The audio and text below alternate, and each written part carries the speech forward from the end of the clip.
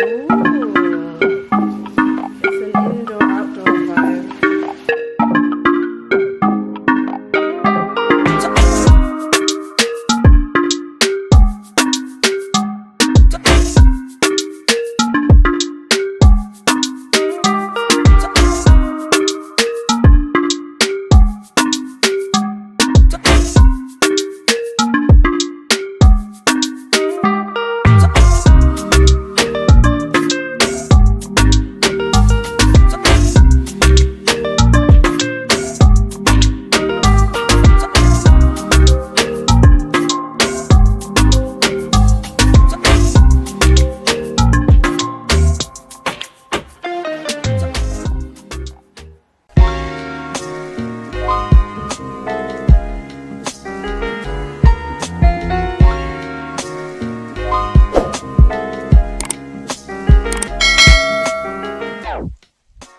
Hey guys, welcome to my channel. My name is Jo, and on my channel I do all things fitness, vlogs, lifestyle, a bit of this and a bit of that. In today's video I'm going to be reviewing one of the 5 hotels slash accommodations slash villas slash resorts that we stayed in our most recent trip to Bali. If you haven't already watched it, watch the vlog for context. As I've done in previous videos, I'm going to be reviewing this accommodation based on the aesthetics, the price, the location, the customer service and the food.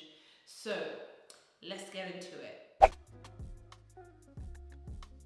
So we stayed in Lalasa Villas in Canggu in Bali. Canggu is more of a hipster, touristy location. Actually, everywhere we stayed was relatively touristy, but Canggu is a lot more Instagrammy, a lot more boutique than Ubud. Location-wise, is bang on the main road. You're driving by, it's on the road and it's just there. Like, the front is not even super wide. I think the parking spaces in the front has enough for like maybe 4 cars, and basically the reception faces the street as well, so it doesn't look like it's got all the party in the back that it does, but it does. It is also walking distance to all the high street shops. We walked to dinner on a number of occasions, we walked to the spa. It's perfect location wise, and it offers free parking if you're driving or if you've got a scooter or something that you want to leave on the premises of the villa. Now, let me describe this place to you. So, as I said, the reception faces the main road. You go in, nice and air conditioned, yada yada yada. It's quite small. It's actually the smallest one that we've been to. But then you turn out the door, you turn right, and it's just a long walkway. It really gives Secret Garden vibes.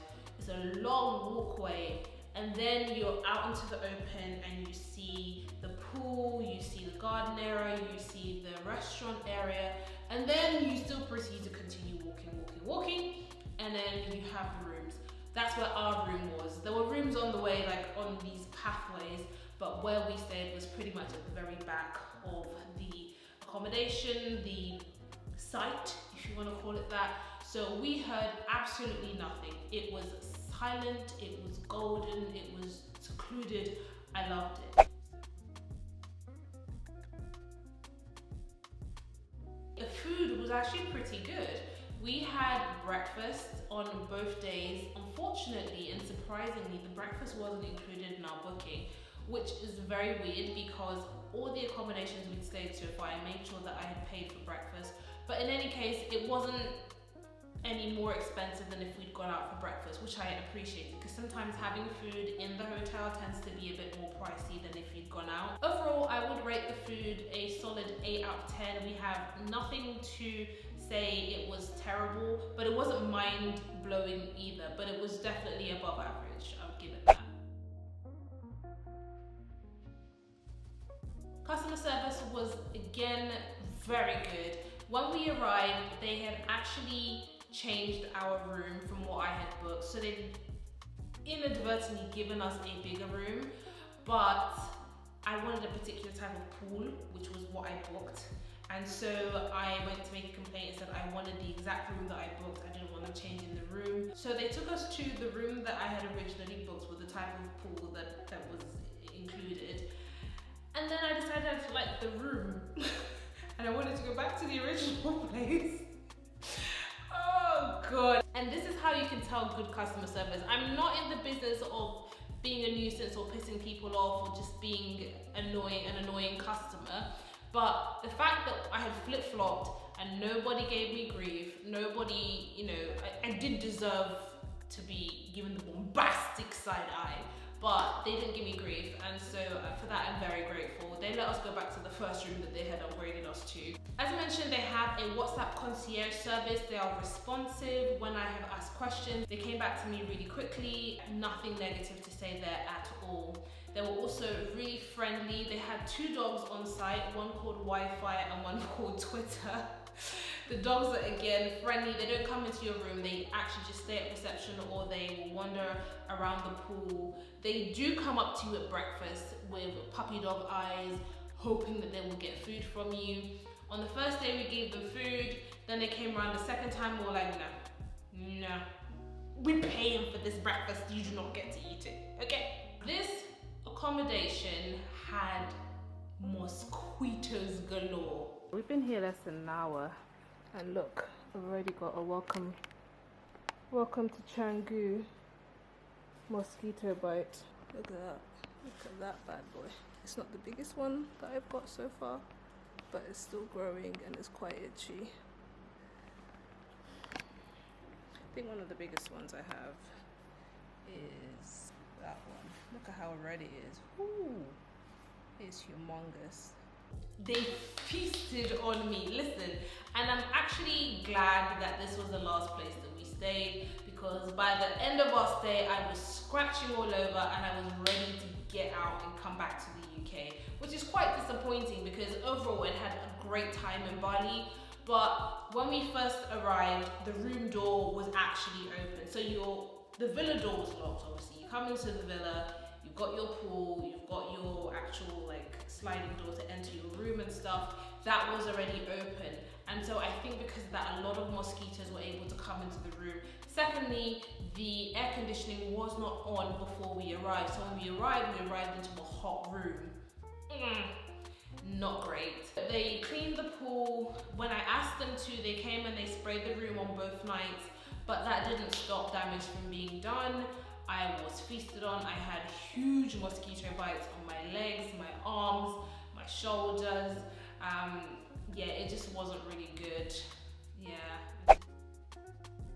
Aesthetics wise, I would say it was like a mid-tier type of accommodation.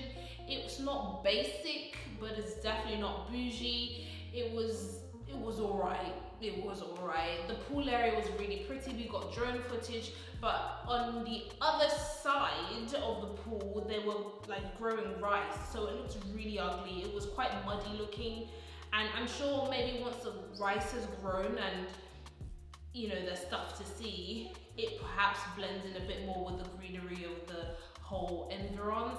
But the rice had not yet grown, and so it was just luscious greenery, lovely pool, and then mud. But as far as, you know, the grounds itself, full of greenery, lush, different kinds of plants, different kinds of colors. I love the grass. The pool has 2 little smaller pools. I think there were jacuzzis. I didn't go in there, and like a mini waterfall vibe. Also very pretty. The bar and kitchen area was small, but this boutique villa setup is not massive. I think they probably had maybe 20 rooms, if that. So maybe that's why they didn't have such a massive kitchen area. And also, like I said, it's really close to lots of other restaurants, so maybe people just don't stay there. I'm not sure. Aesthetics wise, it was mid. It was okay. Now, let's talk about money. I paid £288 for 2 nights, and we stayed in a 1-bedroom villa with a private pool. That's what it was called on booking.com. 1-bedroom villa with private pool, £288 for 2 nights. For what we got, I would definitely say it was worth the money. Absolutely worth the money. Like I said, it's not basic, but it's also not luxe.